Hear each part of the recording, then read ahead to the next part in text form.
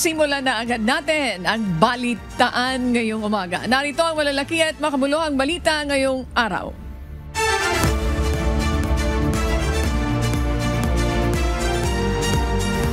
Personal na binisita ni Pangulong Ferdinand Marcos Jr. ang mga temporary learning spaces sa barangay Sagunsongan, Marawi City bilang bahagi ng patuloy na rehabilitation matapos ang 2017 siege. Nabahagi ang Pangulo ng satellite internet units at school supplies sa ilang paaralan upang matiyak ang tuloy-tuloy na edukasyon ng mga kabataang Maranao. Ipinagutos din niya ang pagtatayo ng karagdagang pantalan sa Lake Lanao. Gayon din ibinalita ang nalalapit na pagbubukas ng Marawi General Hospital sa Agosto. Tiniyak naman ng Pangulo ang mas mabilis na pagbangon ng lungsod sa tulong ng Bangsamoro Autonomous Region and Muslim Mindanao o BARN. Ngayon na-involve na sa ang BARN para sa funding, para sa lahat ng kailangan ng para i-accelerate na natin itong reconstruction and rehabilitation ng City of Marawi. Hataw Balita ngayon! Walang sama ng loob si Vice President Sara Duterte kay Pangulong Ferdinand Marcos Jr. Ito ang binigyang linaw ng Vice Presidente matapos ang pahayag ni Marcos na bukas siya sa pakikipagkasundo sa mga Duterte. Gayunman aminado si Duterte na wala pa siyang natatanggap na imbitasyon para sa pagpupulong. Sa kabila ng pagkakabuwag ng unit team at kasong impeachment, nauunawaan niyang bahagi ito ng politika. Anya, kung may problema man siya sa Pangulo, ito ay ang pagganap nito sa trabaho bilang Pangulo. Gayun naman ni Palace Press Officer Yusek Claire Castro, taong masipag at mabilis umanong umaksyon ang gusto ng administrasyon. I have no ill feelings with him with regard to the political persecution that I am receiving from the administration, because that is part of the life of a politician. Kung wala pong nakikita ang Vice Presidente na maaaring gawin ng Pangulo, ganyan po talaga ang mangyayari kapag po hindi binubukas ang isipan at ang mata at ang puso para sa taong bayan.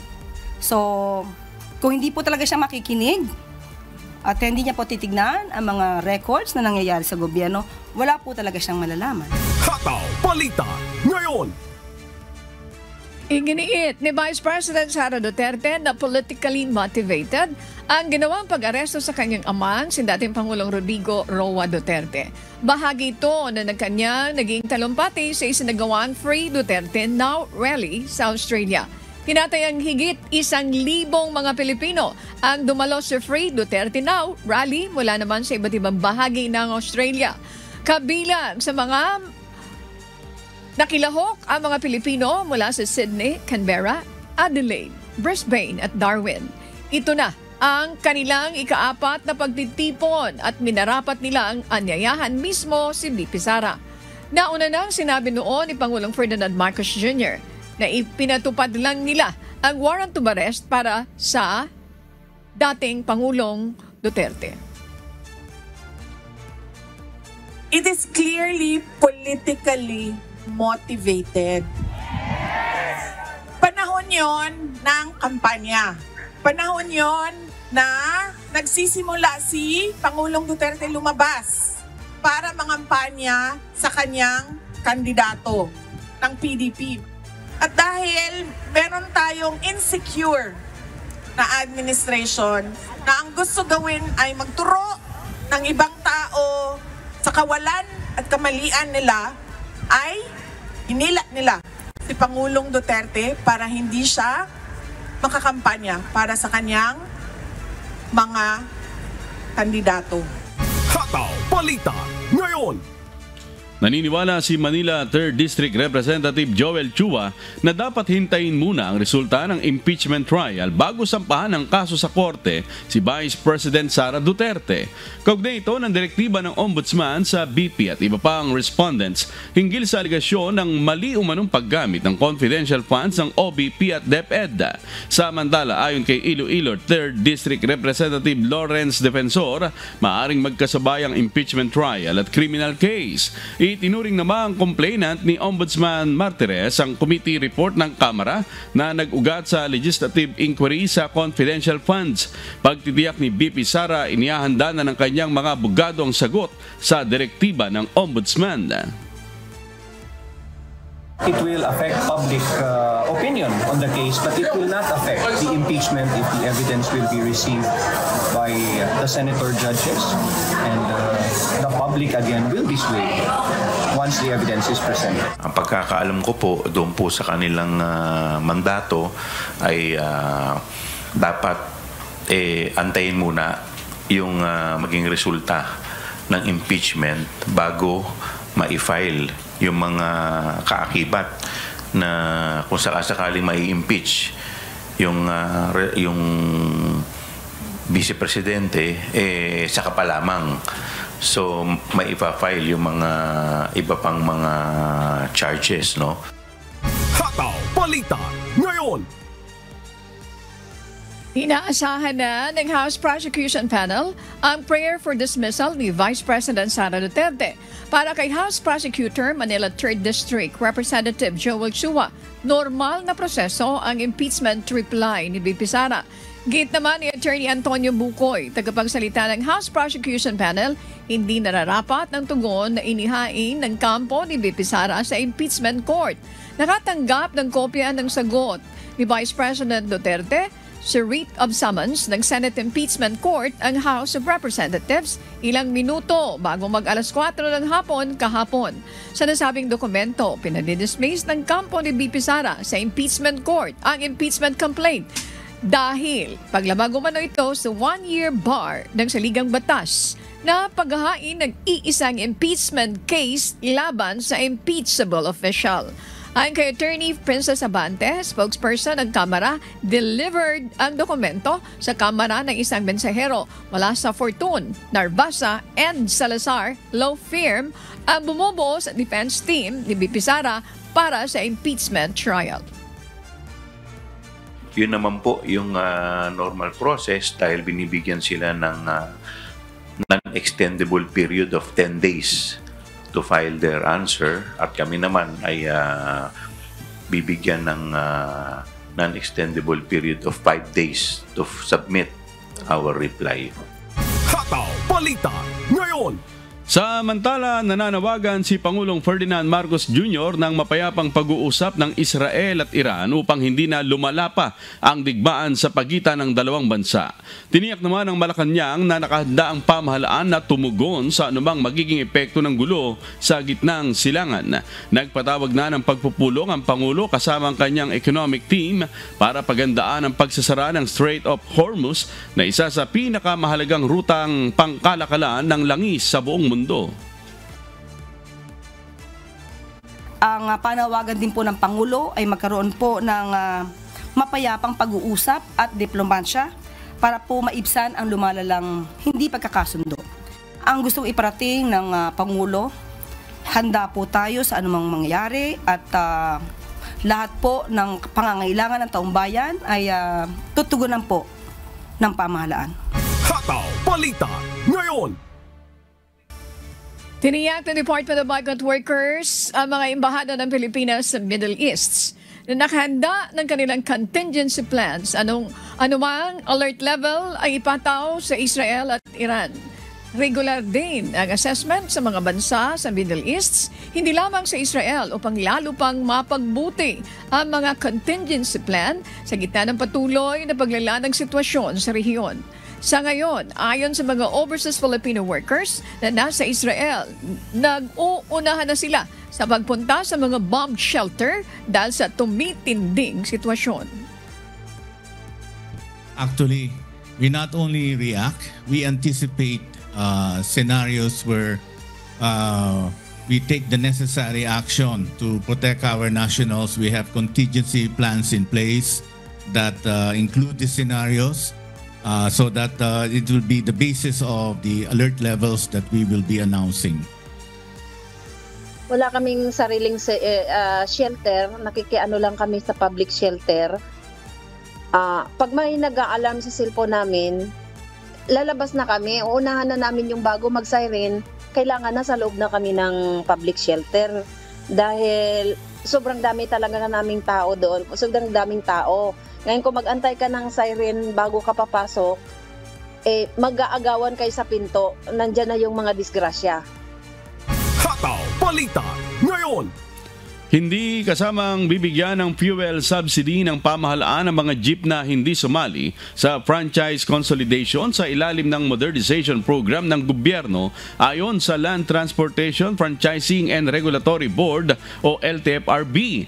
Ayon sa ahensya, maaaring sa susunod na linggo ay makapagpasimula na ng pamamahagi ng fuel subsidy ang pamahalaan. Habang ang Department of the Interior and Local Government o DILG naman ang mamamahagi sa mga tricycle driver at ang Department of Information and Communications Technology para sa mga food delivery vehicles. Nilinaw naman ni LTFRB Chairman Chopilo Guadis III na mangyayari lamang ito kapag umabot na sa $80 per barrel ang presyo ng krudo sa world market.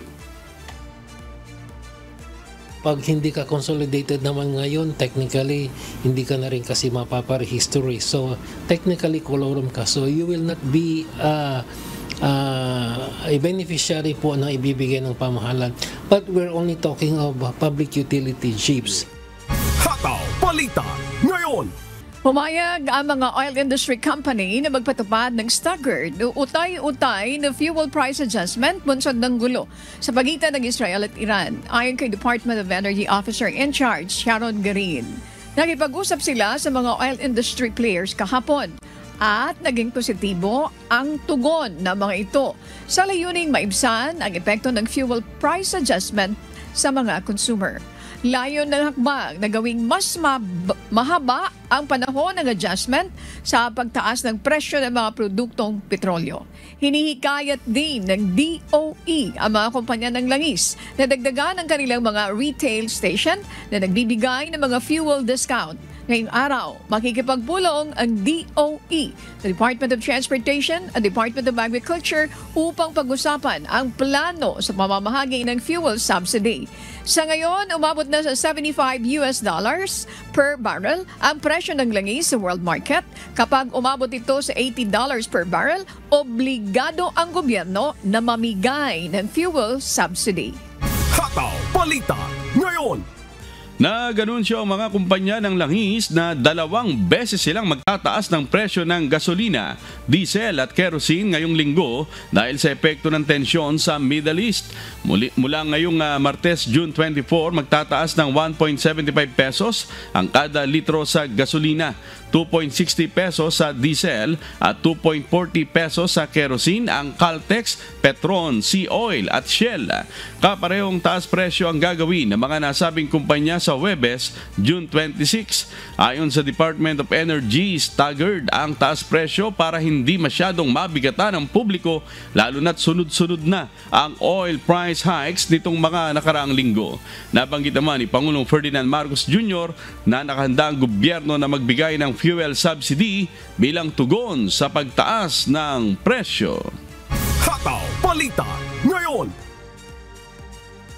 Pinapayagan na ulit ng Philippine National Police ang pagdadala ng ballpen at tickler sa oras ng trabaho ng mga pulis. Ayon kay PNP Chief Police General Nicolas Torre III, mahalaga ang pagdadala ng writing instrument ng mga pulis sa pagtugon sa kanilang mandato. Ang mga pulis agad namang tumalima sa utos ni General Torre. Make sure that you have a working writing instrument with you together with a small tickler na palagi nating nire-require sa ating mga field operatives at sa ating mga lahat. Actually, basically, para sa lahat, ang papel, ang basic na instrumento na yan.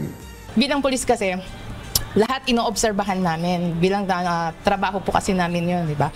Kaya kapag mayroon kaming inoobserbahan or mayroon kaming dapat na i-retain, kailangan permanent malagay sa utak namin, isinusulat po namin yun. Kaya po laging may ballpen. Kasi di ba hindi naman lahat matatandaan mo. Hataw Balita ngayon. Naghain ng motion for reconsideration si Manila 6th District Congressional Candidate Joey Uy at Duterte Youth Party List sa COMELEC NBank. Iginit ng mga ito na may mali sa desisyon ng 2nd Division kaya humihiling silang baliktarin ng NBank ang mga naturang desisyon. Sa inihaing motion ng Duterte Youth, sinabi nitong ang COMELEC ang may responsibilidad sa publication ng registration petition kaya walang basihan ang pagkakabaliwala ng kanilang aplikasyon. Muli namang iginit ng kampo ni Uy na huli at depektibo ang petisyon laban sa kanya at pinanindigang siya ay natural-born Filipino citizen. Kami po ay optimistic na i-reverse ng COMELEC NBank ang pasya ng 2nd Division sapagkat procedurally ang aming pong tingin, defective po ito dahil nga sabi namin sa ilalim ng ating batas, ang mga ganitong klaseng petisyon para i-declare na void o cancel ng COC ay maaari lamang ma-file within 25 days after filing of COC. October po kasi nag-file ng COC si Kong Joey. Hataw Balita ngayon! Kinumpirma ng Department of Health na wala pang natutukoy na kaso ng NB.1.8.1 o Nimbus variant ng COVID-19 sa Pilipinas. Ayon sa DOH, hindi nagbago ang symptoms ng bagong subvariant kumpara sa naunang Omicron at nananatili itong hindi nagdudulot ng matinding karamdaman gaya ng oxygen desaturation. Patuloy ang genomic surveillance ng ahensya sa kabila ng limitadong COVID-19 testing. Pinapayuhan naman ang publiko na magsuot ng face mask, lalo na ang mga bata, nakatatanda at immunocompromised. Tiniyak din ng DOH na may proteksyon pa rin ang publiko laban sa variant dahil sa dating bakuna at immune system memory ng katawan. Ang ating vaccination, tama po yan sa risk assessment ng World Health Organization na aming tinitignan at binabasa rin. Ang ating proteksyon laban sa NB181, protektado pa rin ho tayo kahit ang bakuna natin is yung dati pa. Hataw Balita ngayon! Target ng National Council on Disability Affairs o NCDA na simulan sa Hulyo ang pilot testing ng Unified Persons with Disability o PWD ID system sa 35 piling lokasyon sa bansa, kabilang ang Metro Manila.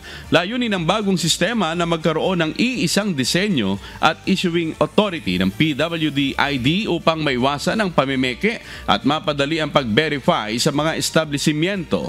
Magkakaroon ng bagong ID ng RFID at security material na mahirap kopyahin at ang mga magpaparehistro online ay maaaring magkaroon agad ng digital copy habang hinihintay ang pisikal na ID. Ayon sa NCDA, mahalagang hakbang ito para maprotektahan ang benepisyo ng mga lehitimong PWD alinsunod sa Republic Act 10754. In terms of authenticity, sa isang establishmento, mahirap po nating malaman kung authentic ito dahil magkakaiba nga ng disenyo. So ang layunin po ng ating Unified ID System is para po tayo magkaroon ng iisang design lamang, iisa lang din po ang issuing authority. Hataw Balita ngayon!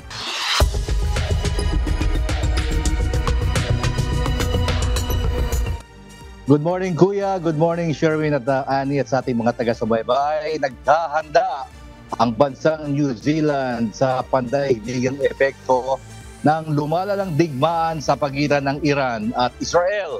Ito ang umahataw na balita ni Early Briones. Nagdulot ng pag-aalala sa buong mundo ang pakikialam ng Estados Unidos sa hidwaan ng bansang Israel at Iran kamakailan lamang. Ngunit nananatiling maingat ang New Zealand sa pagharap nito sa nasabing issue. Hinimok ni New Zealand Prime Minister Christopher Luxon na maipagpatuloy ang diplomatic talks sa pagitan ng dalawang bansa. Ayon kay Luxon, hindi solusyon ang military action sa nasabing hidwaan, kundi sa pamamagitan ng dialogo at diplomasya. Samantala, nababahal ang ilang mga eksperto sa maaaring epekto kung sakaling isara ng Iran ang Strait of Hormuz. Ang Strait of Hormuz ay isang makipot na daan sa pagitan ng Persian Gulf at Gulf of Oman na mahalaga sa pandaigdigang supply ng langis. Tinatayang nasa 20% ng pagkonsumo ng langis sa mundo ang dumadaloy dito kada araw. Ayon kay Kaura Kiwi Sabre founder Rupert Carleon, ang posibleng pagsasara ng Strait of Hormuz ay magdudulot ng pagtaas ng presyo ng langis na magdudulot naman ng shipping delays sa bansa kung saan magiging mas mahirap at mas mahal ang pag-i-import sa New Zealand. Samantala, malapit nang umabot sa 215 na New Zealanders ang kasalukuyang rehistrado na nasa Iran at Israel. Naitala sa bagong update ng Safe Travel na may 119 na Kiwi ang kasalukuyang nasa Iran, habang 170 naman ang nasa Israel.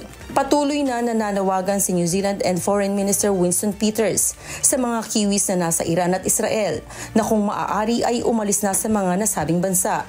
Kung hindi man ay sumunod sa payo ng mga otoridad at kung maaari ay laging makipag-ugnayan sa mga mahal sa buhay. At sa mga nangangailangan ng consular assistance, maaaring tumawag lamang sa Ministry's Emergency Consular Call Center na 6499-2020. Early Briones, humahataw sa balita ngayon.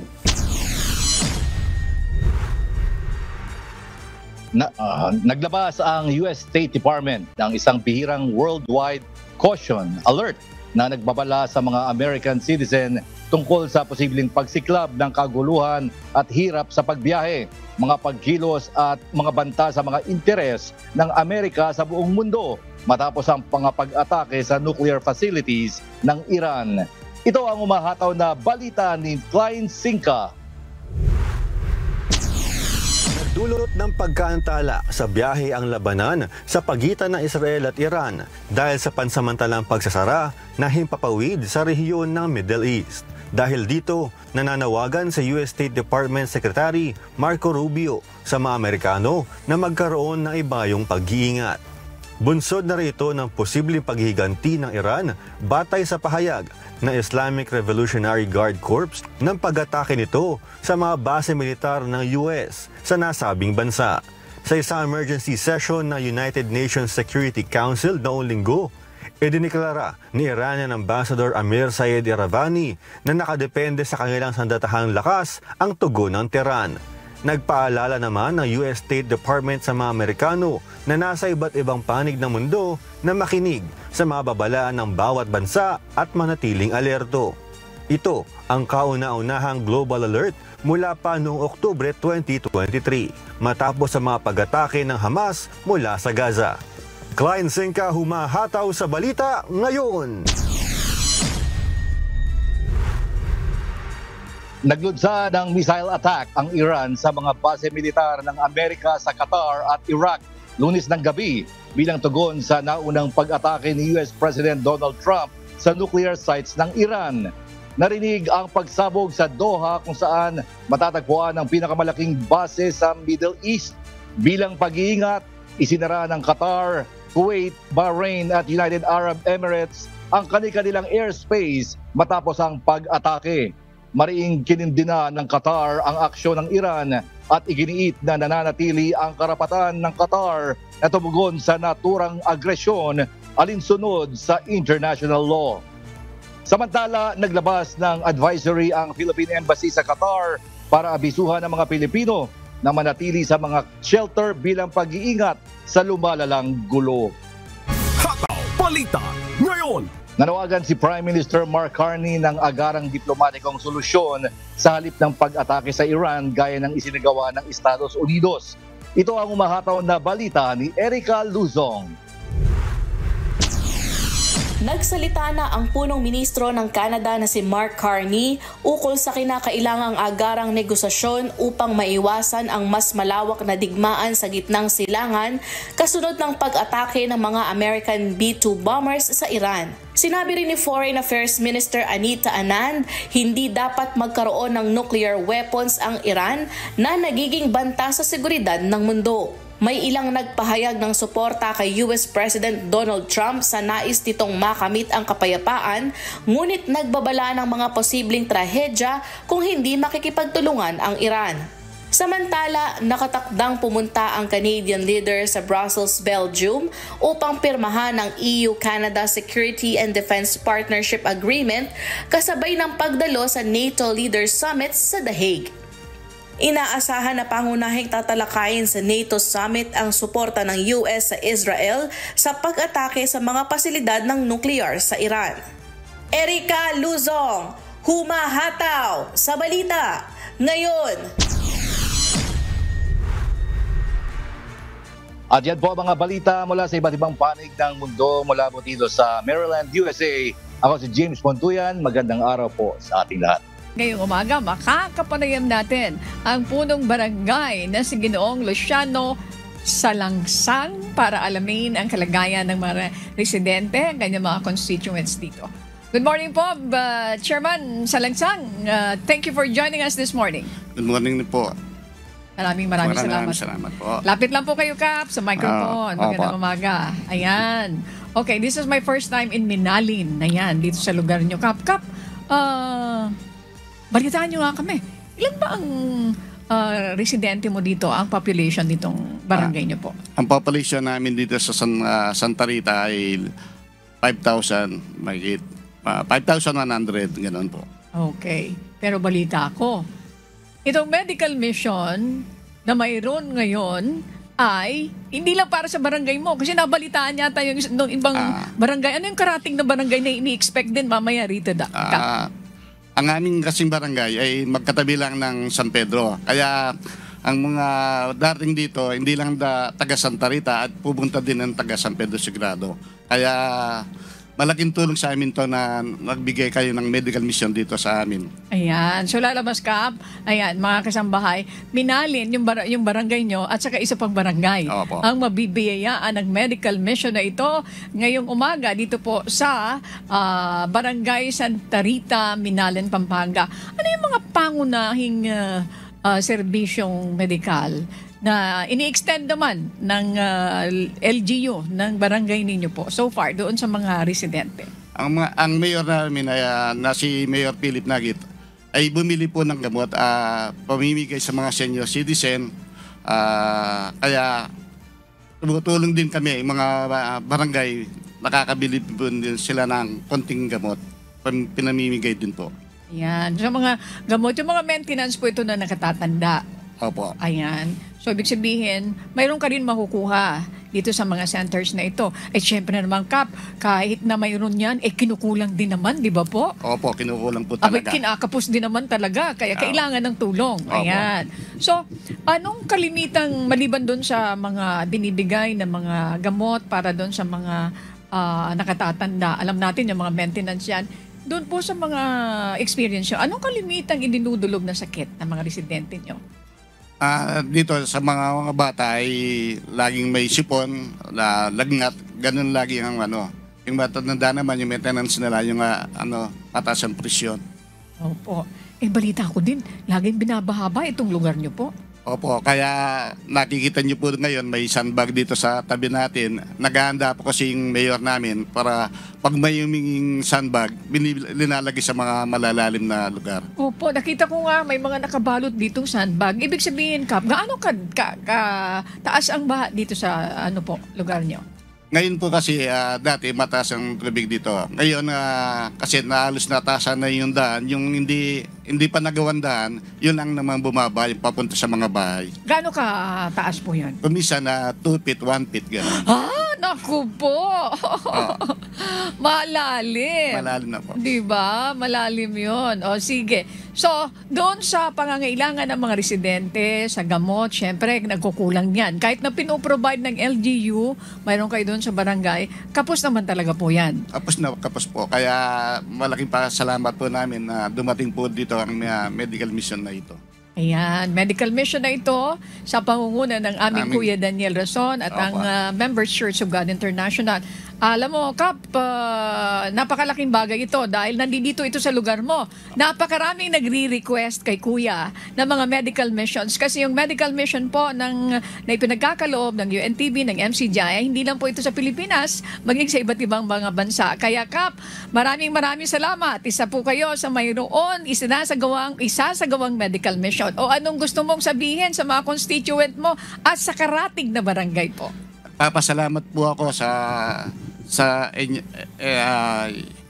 UNTB at saka sa mga volunteer na mga doktor na darating dito, nagpapasalamat po kami kasi malaking biyaya ang dumating ngayon sa araw na ito. Kaya nagpapasalamat din kami po sa Diyos na kami ang napili ninyong barangay. Ayan. Tapos kapag napansin ako sa'yo, parang may Tiridium ka. Ipa-check nyo rin yan kasi may libre. Ano po? Isa rin po ito doon sa ating mga kababayan. I'd like to take advantage of this, no? Yung Tiridium, yung Catarata, mayroon pong project niyan. Si Kuya Daniel, sa MCGI Clinic. Libre po, mga kasambahay. So, huwag niyong patagalin yan kasi sinasabi nga ng mga doktor, kapag na-disregard natin yan, magkakaroon ng epekto dun sa ating vision. Ayan. So, sobrang sipag ni Kap, ano po, mga kasambahay, matagal-tagal na rin po siya nakaupo dito. Maraming salamat. Nakikita natin dito sa paligid na maraming siya mga ongoing project. Kap, maraming salamat sa pagkakataon. Maraming salamat po. Ayan, salamat. Maraming salamat po. Good morning po.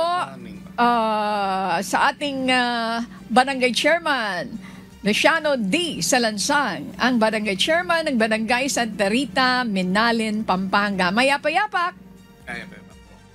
Hataw Balita ngayon. Tinulungan ng UNTV News and Rescue Team ang isang matandang nabundol ng motorsiklo sa Cagayan de Oro City. Mabilis na tumakas ang motorcycle rider na nakabangga sa matanda. Ito ang humahataw na balita ni JC Salvame. Inasistihan ng UNTV News and Rescue Team ang isang 59 anyos na lalaki matapos mabundol ng motorsiklo sa Zone 1 Diversion Road, Barangay Bulwa, Cagayan de Oro City, gabi noong Hunyo 21. Tumakas ang nakabangga. Ito ang pahayag ng nakasaksi sa insidente ng banggaan. Patabok siya sa Bini Highway. Wapa siya nakatabok. Kusog kayong dagan dito sa Honda Click na puti. Ang nagsalig po itong Honda Click na puti, kusog kayong dagan, mamuhunong na ang tigulang dito sa tuwa, wala man, dito raman. Ang sayo po sa tigulang, kaya wala siya naglantaw dito, dinhira siya naglantaw dito, paubos. Kasada. Ito nabanggaan siya. So, impact yun. Naalag yung impact yun siya pagkabangga. Dahil sa lakas ng pagkabangga, halos 10 minuto bago nakabangon ang biktima at naupo sa gilid ng kalsada.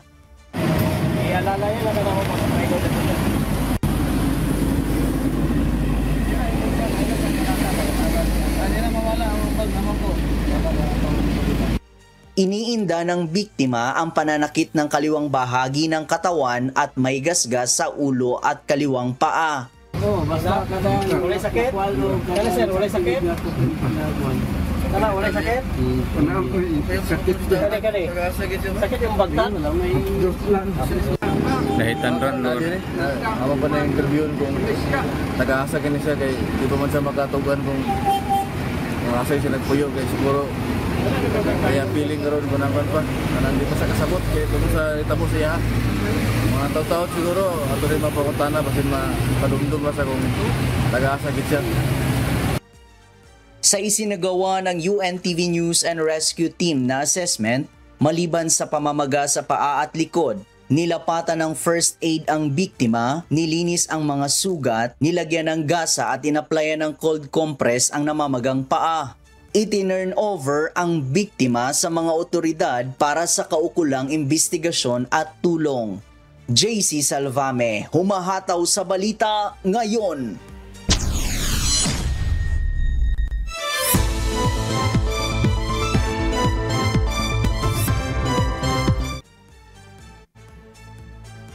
Isang educational tour ang sinagawa sa lungsod ng San Fernando, La Union.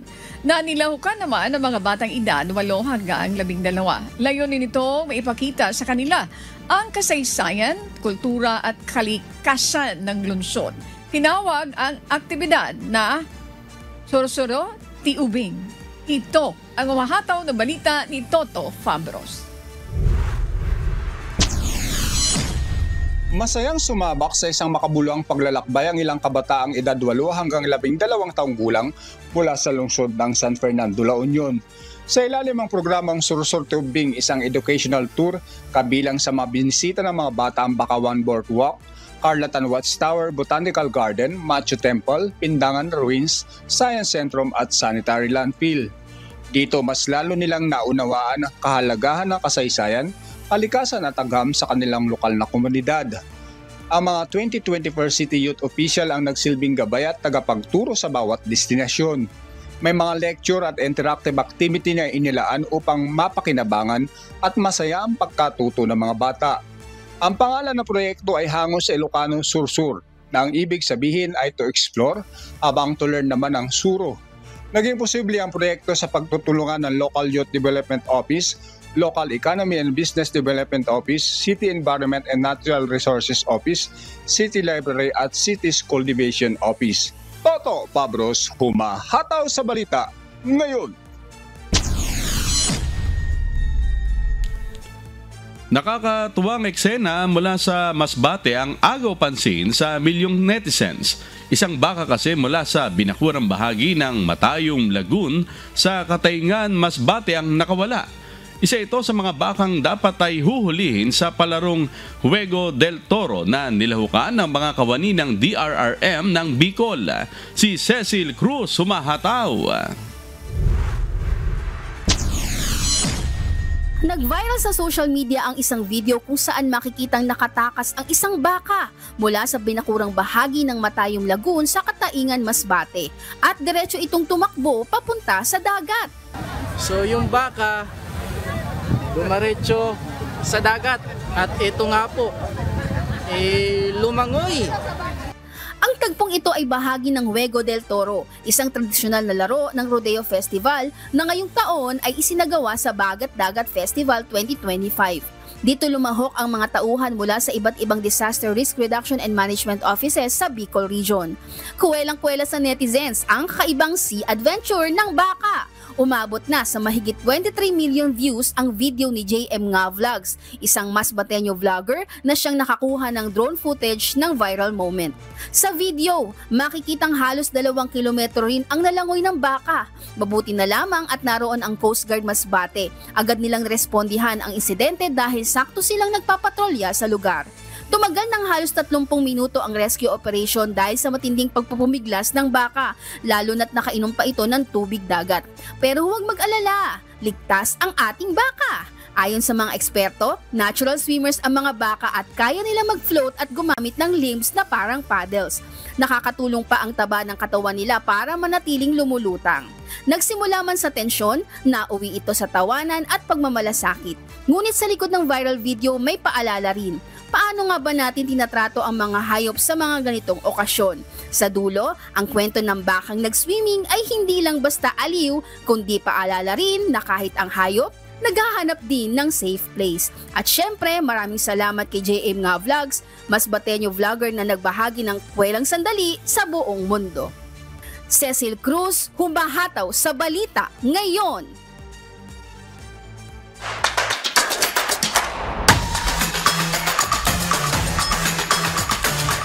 Sisimula na sa June 25 ang unang laban para sa UNTV Cup Executive Face-Off ngayong 2025. Kahapon, pinulong ni na UNTV Cup Commissioner Atoy Co at Deputy Commissioner Ted Cordero ang mga representative ng bawat government agencies. Ipinaliwanag sa mga ito ang magiging programa sa opening ng season at ilang mga paalala sa magiging laro, partikular na ang mga rulings sa FIBA na siyang sinusundan sa paglalaro ng basketball. We are inviting you to watch the UNTV Executive Face-Off starting on June 25 at Amoranto Stadium at 2 o'clock p.m. See you there.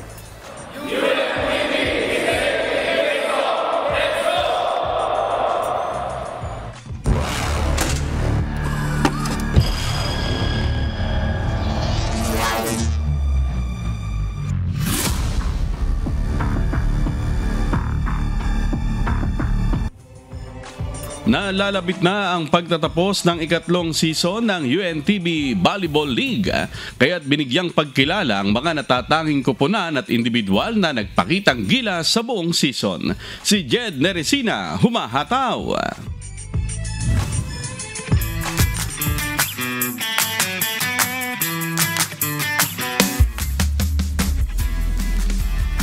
February 9, 2025 nang opisyal na magsimula ang UNTV Volleyball League Season 3. At sa pagbubukas nito, 8 kuponan mula sa iba't ibang ahensya ng pamahalaan ang nakilahok para sa misyon na Win in Sports, Win for Charity. Matapos ang ilang buwang tapatan ng bawat kupunan, nakuha ng rookie team na NCMH Wellness Warriors ang 8th place. Sinundan ng NHA Home Masters sa 7th place. Malaking bagay po yan sa amin, sir. Considering na ang aming pong hospital is mostly charity ang aming mga pinikater na service users. So any amount that's given by the organizers, which is 50,000, napakalaking bagay at napakalaking tulong po sa amin. Ang DFA emissaries naman ang nagtapos sa ika-6 na pwesto ngayong season, habang nasa ika-5 pwesto ang PhilHealth Consulta Health Insurers. Malaking tulong to. Anything will be a good assistance to our projects. Dahil we are a small group lang naman with limited resources, so anything is most welcome. Especially for our medical requirements ng members namin. Bawat benepisyaryo ng mga nabanggit na team ay makatatanggap ng 50,000 peso grant na tax-free. Samantala, pumwesto sa 4th place ang Comelec Suffragettes at ang AFP Lady Gunnar ang nagkamit ng bronze medal ngayong season. Malaking tulong yung pondo na mapupunta sa AFP Educational Benefit System. Ito ay makakatustos ng pag-aaral ng mga grantees ng AFP EBSO, particularly yung under the program of the UNTV. 150,000 peso grant ang makukuha ng napiling benepisyaryo ng Comelec, habang 300,000 peso grant naman sa benepisyaryo ng Lady Gunnar. Bukod sa mga kupunan, binigyang pugay din ang mga individual na nagpakita ng kakaibang talento at kontribusyon sa kanilang mga team at sa kabuuan ng liga. Tinanghal na Best Libero si Rachel Andigia mula sa AFP Lady Gunnar. Kinilala rin bilang best setter si Jane Yumang ng Comelec Suffragettes. Best Open Spiker at Best Server naman ang inuwi ni Mila Ronquillo ng PNP Lady Patrollers. Kinilala rin ang team captain ng NCMH Wellness Warriors na si Sandra Ahon bilang Best in Sportsmanship. Habang ang Newcomer of the Year ay ibinigay kay Michelle Agton ng PhilHealth Consulta Health Insurers. At ang Best Import ay napunta kay Sergeant Iya Yongko ng AFP Lady Gunnar. Hindi naman nagpahuli at hakot award si Fire Officer Tugang Abellana mula sa BFP Lady Firefighters na tinanghal na Best Opposite Spiker, Best Scorer at Season MVP. Magpapatuloy ang dedikasyon ng mga lingkod bayan hindi lamang sa kanilang tungkulin, kundi maging sa pagpapaunlad ng kanilang mga talento sa volleyball court. Kaya abangan ang do-or-die match ng BFP Lady Firefighters laban sa PNP Lady Patrollers sa darating na linggo, June 29, live sa PhilOil Eco Oil Center sa San Juan City. Jedne Resina, humahataw sa balita ngayon.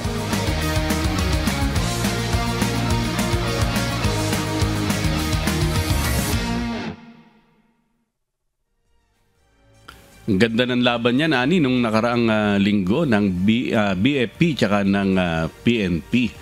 At sa atin namang shoutout, Ani, ba may shoutout tayo. Unahin ko na, syempre, yung kasama natin ngayon dito sa studio, si Jerickson Bunyag, tsaka si Christian Lopez. At happy Sabbath anniversary kay Sis Jocelyn Gutierrez, isa sa mga soki natin yan. And of course, sa aking tita, si Tita Nene La Pastora, at ganoon din ang aking mga ate, si Ate Miriam, at si Ate Lulu na sumusubaybay din sa atin. And of course, sa aking unika iyas kay Alicia, ay nagre-ready na pagpasok ngayong umaga sa school. At sa aking kabiyak, ayan, si Glenda Kulubong. Ayan, Ani. Thank you very much. Shout out ko na agad yung kasama natin dyan, si Races. And of course, nariyan din po. Happy Sabat kay Races kahapon. Shout out ko si BP Jerry doon sa, kahapon. Ayan. sa UBL. Thank you so much po. And of course, kay BP Noli. Yan, yung mga BP natin. And of course, mga kasambahay, yung mga BP na natin. Ayan, BP Bong. Ayan. And of course, kay BP GMJ Eusebio at BP Joseph. Good afternoon po sa inyo. And at this point, amigo, bigyan natin ng pagkakataon na mabati natin ang ating mga kasama dyan sa studio, si Rodrigo, si Marvin, si JL, si Belinda, si Justin, si Russell, si Cardo, si Chrislen, si Conrad, si Sam. At syempre dito naman sa loob ng Radio Mobile Booth, narito naman si Paraon, narito si Alex Montesa, kasama si Aljan, and of course with Josa, and si Vivian Predicala. May nakakalimutan si Bernie. Ayan.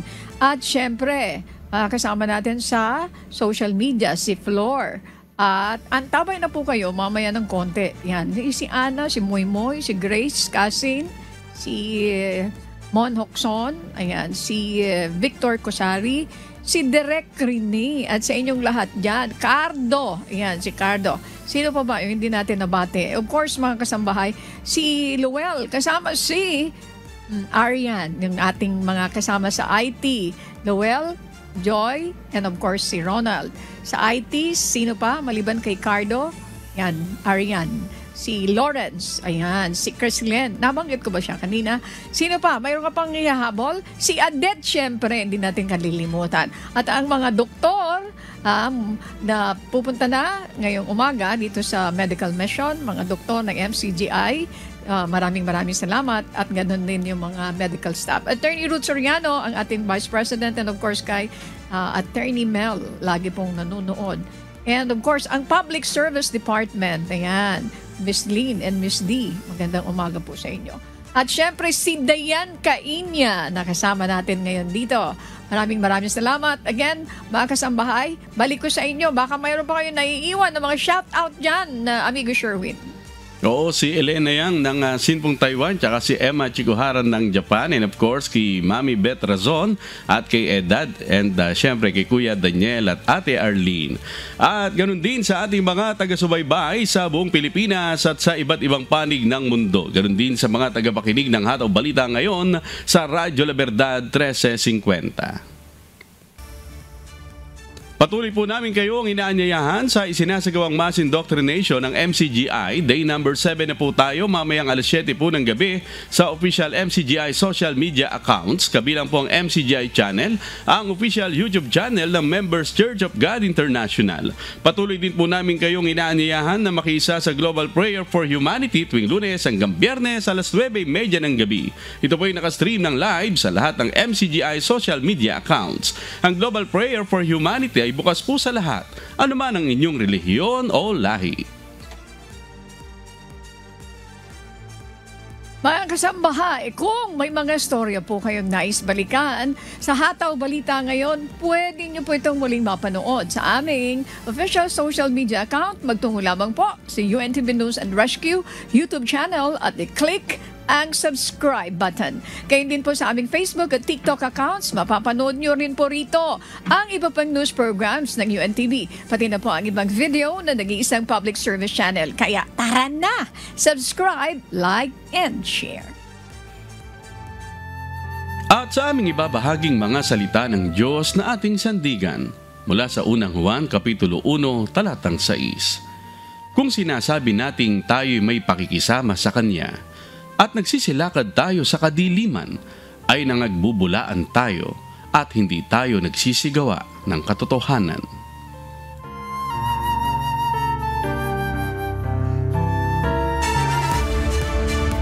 At yan po ang mga humahataw na balita ngayong umaga ng Martes, ika-24 sa buwan ng Hunyo 2025. Ako po ang inyong amigo, Sherwin Kulubong. Hi to Bradick Masa and Beth Gamboa. Sa ngalan po ng lahat ng bumubuo ng UNTV News and Rescue, UNTV, Radyo La Verdad 1350 at ng ating mga correspondent mula sa Pilipinas at sa iba't ibang panig ng mundo. Ako naman po, si Annie Rentoy. At dito sa UNTV at UNTV Radyo La Verdad 1350, Diyos ang aming sandigan, serbisyo publiko ang aming pinahahalagahan. Susunod na po ang Good Morning Kuya. Salamat po sa Diyos at magandang umaga. News.